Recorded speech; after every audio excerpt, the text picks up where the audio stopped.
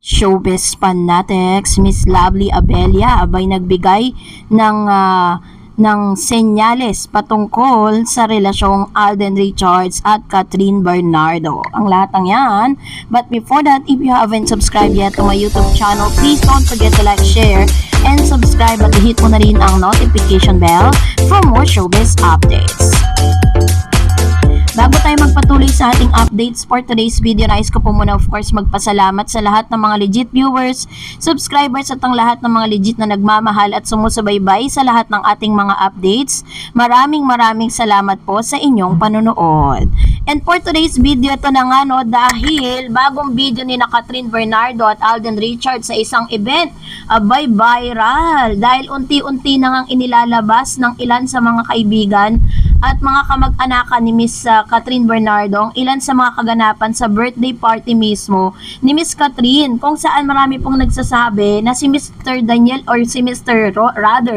Mr. Alden Richards ay meron po siyang tinatawag na ganap. No, may mga kaganapan si Alden Richards na kinansela niya para lang po masurpresa itong si Miss Catherine. Sabi po ng ilang source na gumamit pa po ng private plane itong si Mr. Alden Richards just to be there or just to have a surprises, no, na ibibigay niya po kay Miss Catherine Bernardo. So talagang kinatuwaan ng lahat ang effort na ginawa ni Mr.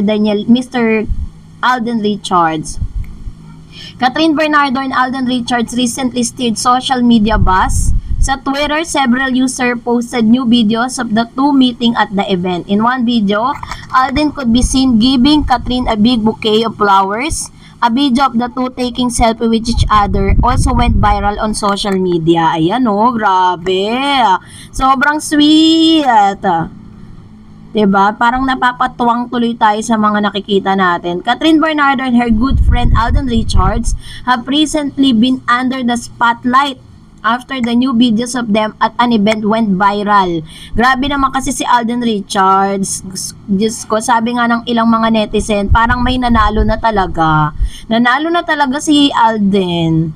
At nakita rin naman natin na talagang nasurpresa ang isang Catherine Bernardo, no, patungkol sa bagay na ito. In a video that was posted at Box Office Queen on Twitter, Alden could be seen arriving at the venue with huge bouquet of flowers in one hand. Catherine then approached him and took the bouquet and what seems to be a gift as well, which was all captured in the now viral video on Twitter. Grabe, kumakalat talaga to sa Twitter.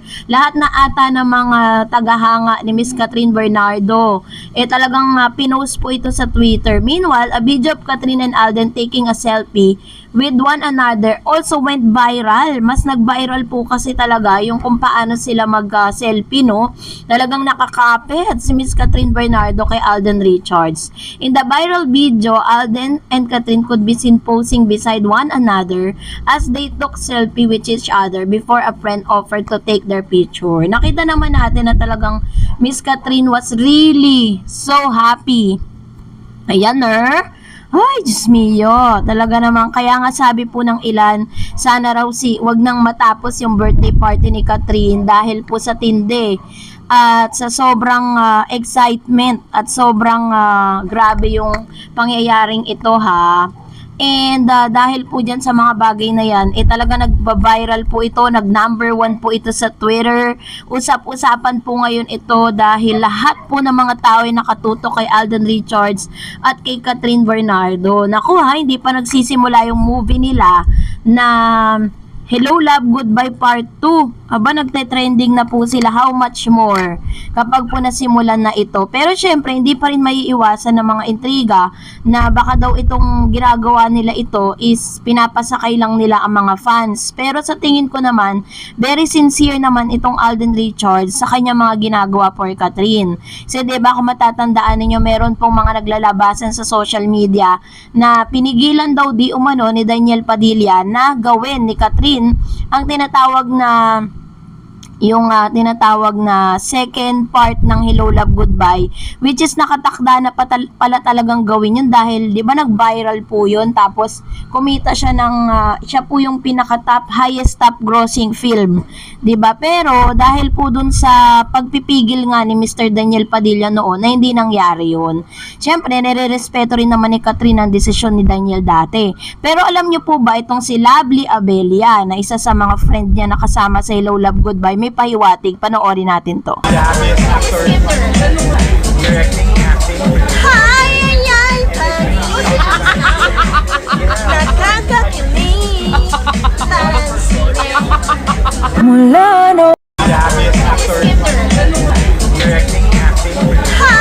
ay, nakakakilig. Parang sine. Mula no. Hi, ay, nakakakilig. Parang sine. Mula no. Sabi po ni Lovely Abella habang kumakanta siya ng ay pag-ibig, no? Parang sinasabi niya at nagsisignal na parang talagang love is in the air dahil sa pagdating nga ni Alden Richards surprisingly dito po sa birthday ni Miss Catherine Bernardo.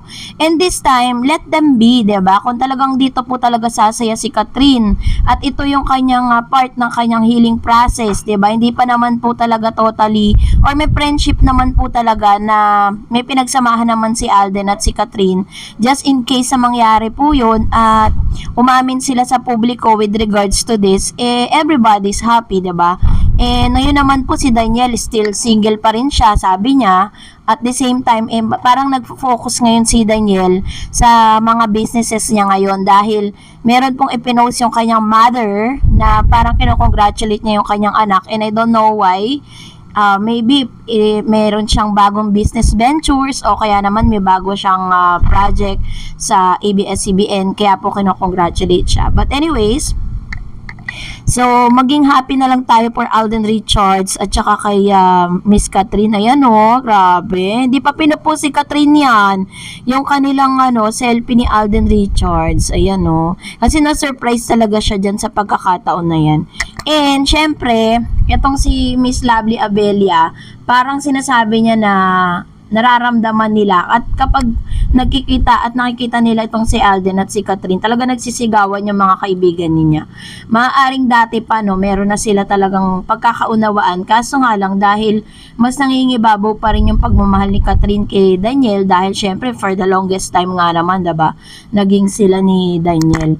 Pero yun nga, let's wait and see na lang ano kaya ang susunod na kabanata at baka totoo kaya yung sinasabi ng mga bashers na ginagawa lang daw di umano ito ni Daniel at saka ni Alden at ni Catherine dahil po sa kanilang paparating na movie. Let's wait and see what would be the result, no? At ano ba talaga ang real score between them. At sana soon malaman na natin, sabi nga ng ilan, sana si Alden na lang daw at saka si Catherine. So kayo po, ano pong inyong saloobin patungkol dito, comment down below. And that's it for today. For more videos and updates, please don't forget to like and subscribe. And please don't forget to follow my Facebook page, Star Eds TV. God bless everyone!